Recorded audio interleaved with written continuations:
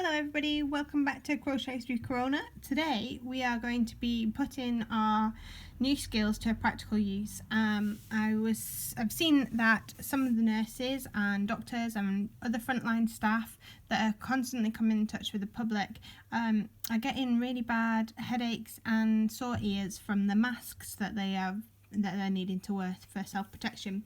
And somebody has suggested that the spacers have helped reduce some of that pressure on their ears. So instead of putting the mask around their ears, they can put it around these buttons when that is on the back of their head. So I thought that we could give it a go and make some for our local frontline personnel, really. So I know I've got in touch with Derriford Hospital, which is my local hospital, and they are willing to take, or would be keen to take some. So if anybody is Plymouth based watching this video, please give me a shout when you've made them and I'd be happy to come and collect them, and then just one of us is going into Derriford because there's no need to put unnecessary risk in there. And then if you could think about people that might need them near you, so people like pharmacists or people working in shops that are serving customers, anybody like that, do get in touch with them and see whether they would like some as well. So what you would need today is a pair of scissors, a darning needle, a hook, your yarn, and I suggest quite a thickish yarn, so I've got a worsted weight yarn. If you've got a thinner yarn, you will have to increase the number of stitches in the beginning chain to give yourself the right width. So I've actually going to start making mine a bit wider than this. These are 10 centimeters long at the end, nearly 11 centimeters long at the end, but I think that to be useful they might need to be a little bit longer, so I'm going to increase my foundation chain.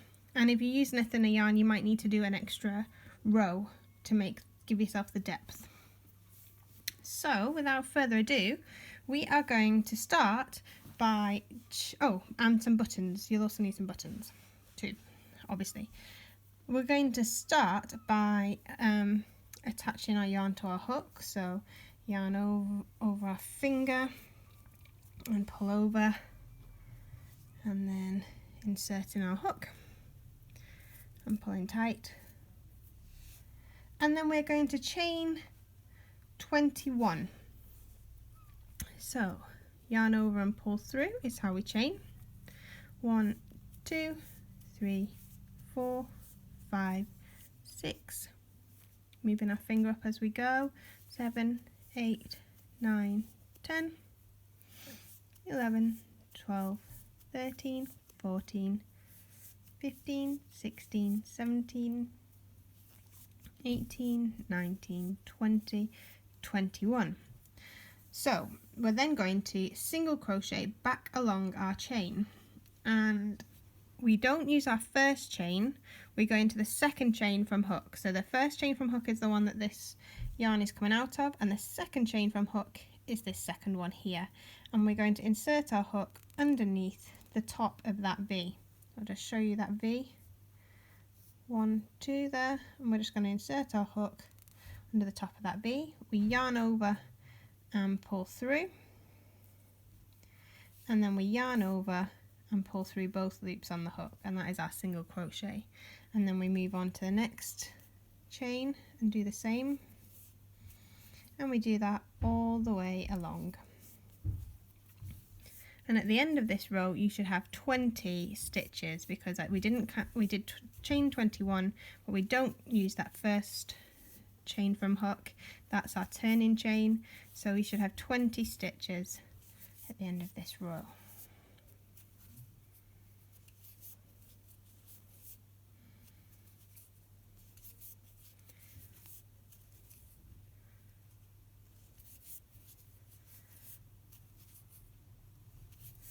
Feeling the pressure with you all just watching me go for it.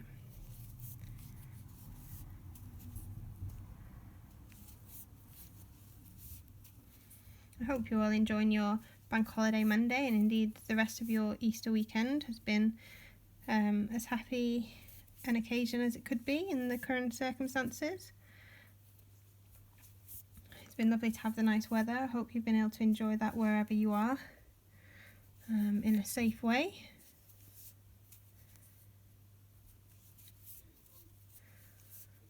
Alright, so I'm coming to the end of my first row here, and last chain, there we go.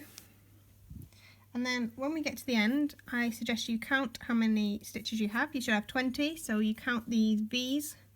It's all about the V's in crochet. There's 1 V, 2 V's, 3 V's, and so on. 4, 5, 6, 7, 8, 9, 10, 11, 12, 13, 14, 15, 16, 17, 18, 19, and then the last one is this tricky one on the end just here, that one down here, and that's number 20 there. So I have the right amount, and to then turn and go back, we insert our, we yarn over and pull through to make a single chain, and that's our turning chain. Then we flip our work. And we're going to go back across, and to go back across we insert our hook in the first stitch, which is underneath this V here, not the one that the yarn's coming out of because that's our turning chain, the next one along, and we just push it underneath so we've got both parts on the loop, yarn over and pull through, yarn over and pull through, and you do that all the way to the end and then turn again.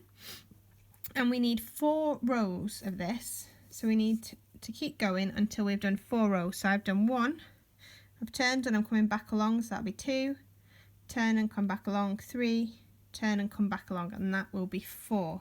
Don't forget to chain 1 at the end of each row. Now, to save you listening to me babble as I keep going, here is a pre-made 4-row swatch. So I've got to the end of my 4th row, and now we're going to crochet around the outside of our swatch. To start doing that, we do a second stitch into the same hole as we have just completed our last stitch. So I'm putting mine back in there. So that's 1. And then we're going to start coming down this side, and this side's a little bit fiddly. So that was the one for our top row, and we've got 3 more rows, so we need to do 1, 2, 3 more along this edge. So I'm going to do 1 in there, 1, so that's 1, 2 now. I'm going to do 1 into this hole here, 3, 2, well 1, 2, 3, and then my 4th one is going to be into the foundation chain there, 4. And then because it's a corner, I'm going to do a second one into the same hole to allow me to come back along the other side. So that's 2 single crochets into the same hole. I'm then going to just carry on working single crochets all the way along the foundation chain, so you can see little holes that are a bit obvious to put your hook into. So there's 1, 2, and we just keep working it all the way along our foundation chain.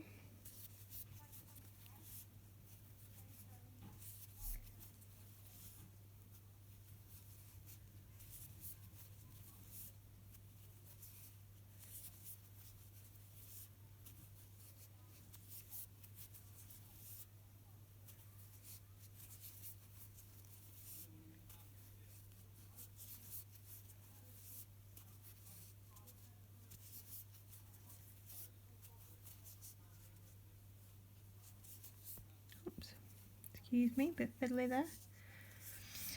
Don't know about you, but I'm feeling quite good being able to practically make something that might help people who are putting themselves at risk for others during this corona crisis. Felt a bit helpless at times and a bit unable to do something to contribute towards the battle.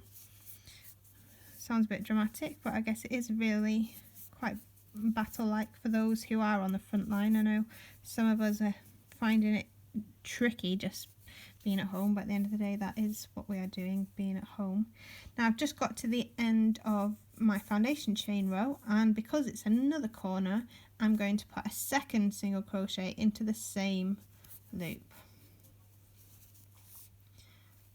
and that allows me to turn and come back along the top. So and I'm going to pinch my tail along the top of my work so I can trap it in as I go. So I need to do, I've just done a second, so 1, 2, 3, 4 need to go in. So I've done 1 as I've turned that corner.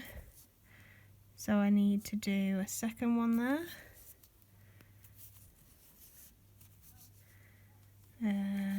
Third one there. And then finally the fourth one goes back into the beginning row here.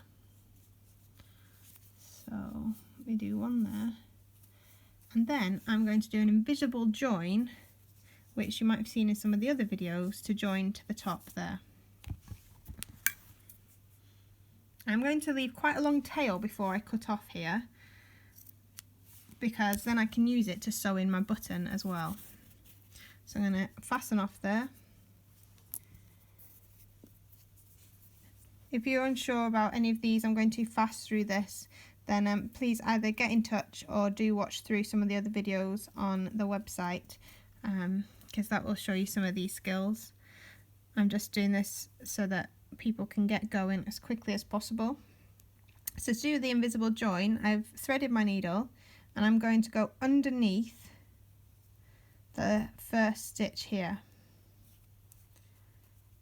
and then pull through. My tail end has got a bit caught in that there.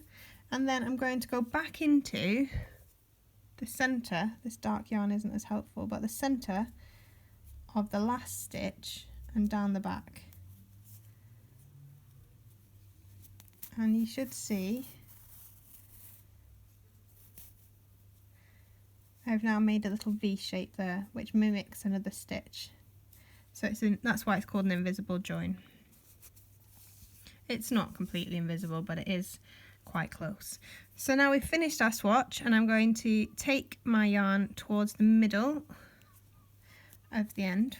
Does that make any sense? The middle of the end. Basically where I'm going to want to sew in my buttons. So you can kind of see which side the buttons should go on.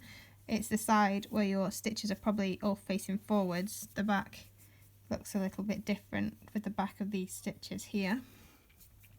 So I'm going to position my button quite near to the end and just thread it through. Now you do want to attach this quite securely because you don't know how many times these are going to have to be washed to be able to be helpful to the frontline staff.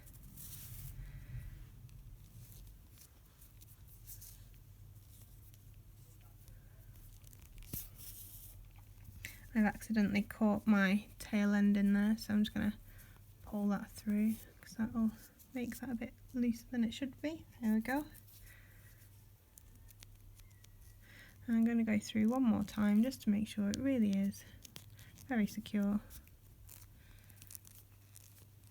If I can get my needle through, I might not be able to.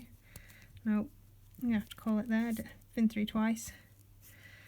And now I'm going to just cast back on, thread this tail piece on and bring it to the middle so I can use it to tie off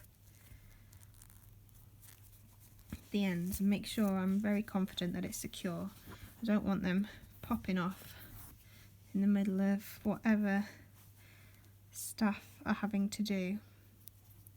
So I'm just going to do a simple knot once, twice. I'm going to sew in this end here just like we normally do. So I'm going to go through 3 times back and forth, trying to catch some different threads each time I go back into. That's second go there. This needle is much sharper than I usually use. It's getting me every time. And then a 3rd time through to make this last bit secure.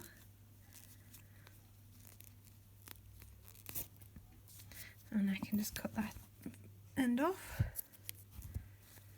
And then I'm going to come back to this end here. And actually I here have got enough thread that I can do my next button with it, so I'm going to just run it along my work all the way up to where the next button is. If you haven't got enough, you can just cast this one off, sew in the ends as you normally would, and then get a separate piece of yarn to sew in the next button. I'm just trying to not waste too much.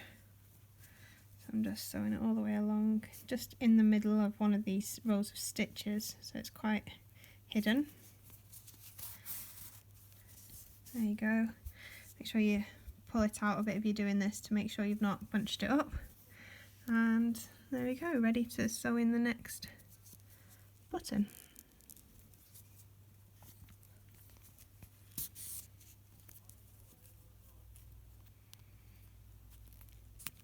Oopsie. I can hear a bee buzzing around somewhere in the room, so I'm hoping it's not going to come and get me while I'm on here.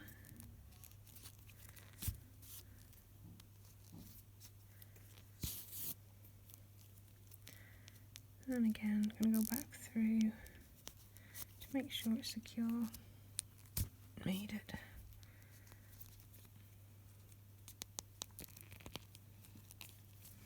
I'll use my scissors to push that last bit through. Yeah. And then I'm going to secure off this last bit by tying a little knot first. This isn't normally necessary in crochet, but I just want to be super sure that it's not going to come apart for whoever is using this. And then I'm going to sew in 3 times to finish off.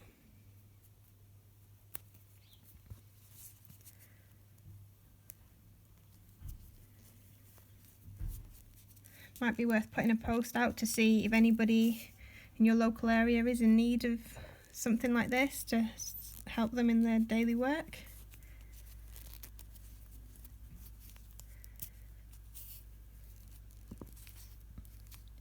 I've lost a thread there. Let's pull it through. And then I can just cut that end off. And there we have it, our finished spacer, ready to protect the ears of somebody working on the front line. So as I said, if you're using a different type of yarn, thinner, you will need to add more chains in your foundation chain, and then possibly do a few more rows to get the depth that you need. To give you an indication of the button size, that's my finger. I'll give you an actual measurement. That's about 2.5 centimeters. 2 centimeters. I wouldn't go any smaller than that because we don't want them to be too fiddly for them when they're just trying to use them as a change in between patients or whatever it is they need them for. And I have made this one at roughly 13 centimeters, and I suggest that's quite a good length, so maybe you want to try and aim for that as you're making yours. I hope that this can be quite a therapeutic and positive make for you, as you know that you're helping somebody else as you make it. And on this happy bank holiday, it's quite an easy but satisfying little make. Thank you for joining through Crochet Through Corona. If you have any that you're ready to take to Derriford, please just let me know. And apart from that, happy hooking. Bye.